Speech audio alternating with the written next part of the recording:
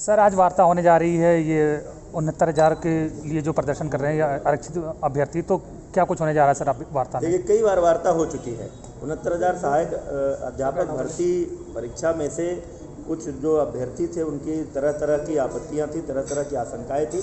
कई बार हमारे अधिकारियों ने, हमारे डायरेक्टर ने, हमारे महानिदेशक ने, हमारे सचिव बेसिक शिक्षा परिषद ने अलग अलग स्तरों पर उनकी आशंकाओं का समाधान करने का प्रयास किया।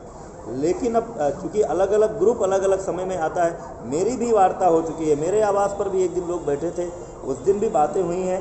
लेकिन उन्हीं में से कुछ लोग हमारे माननीय प्रदेश अध्यक्ष जी से मिले थे और उनसे आग्रह किया था कि हमारी बात सुन ली जाए। हमको अध्यक्ष जी ने ऐसा निर्देश दिया था, ऐसी अपेक्षा की थी कि एक बार बैठ के बात हो जाए। इसलिए हमारे अधिकारी और हम भी उपस्थित रहेंगे। उन अभ्यर्थियों के एक प्रतिनिधि मंडल को हमने यहाँ बुलाया है।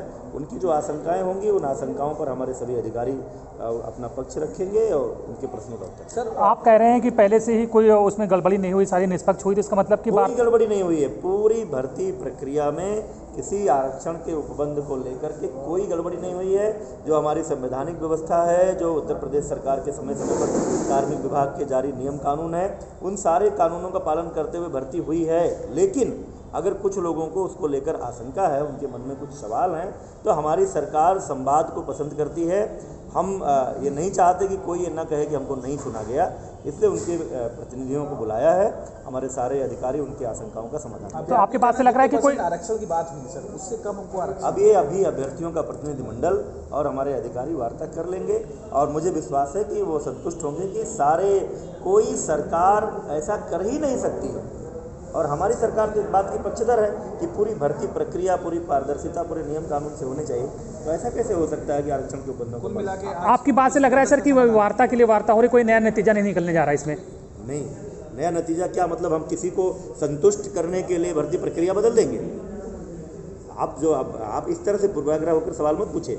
मैं कह रहा हूं कि मैं बेसिक शिक्षा मंत्री के रूप में पूरी जिम्मेदारी के साथ आपको ये कह रहा हूं कि आरक्षण के सभी उपबंधों का पालन हुआ है। लेकिन फिर भी इससे ज़्यादा लोकतांत्रिक और क्या हो सकती है सरकार? फिर भी कुछ लोगों को अगर आशंका थी तो उनके आशंका का समाधान करने के लिए अधिकारियों के साथ मीटिंग कर रहे हैं। अब किसी को खुश करने के लिए क्या हम मान लें कि यहाँ गलती हुई है? कुल मिला के आज समाधान निकल सकता है? नहीं, समाधान क्या, भर्ती हो गई है, समाधान क्या निकलना? कोई गतिरोध है ही नहीं, गतिरोध है ही नहीं। कुछ लोगों के मन में संशय था, इसलिए हमने सारे जिम्मेदार अधिकारियों को बुलाया है। आमने सामने बैठकर वो बात करेंगे, उनका संशय दूर होगा। सर एक आखिरी सवाल है, जो 18,110 टीचर का डाटा मिसिंग था सर, वो 17 दिसंबर डेट निकल गई। आप लोगों ने कहा था कि एसटीएफ को जांच देंगे, तो क्या रहा सर उसमें? अभी कोई मामला जो एसटीएफ और एसआईटी आदि से जुड़ा है, उस पर मीडिया में कोई बयान देना उचित नहीं है। जैसा होगा आपको जानकारी। अभी कितने रह रहे हैं जो मिसिंग है सर 18,110 में से? मुझे इसकी कोई समय आंकड़ा मेरे पास नहीं है, जानकारी होगी आपको। ठीक है सर, थैंक यू।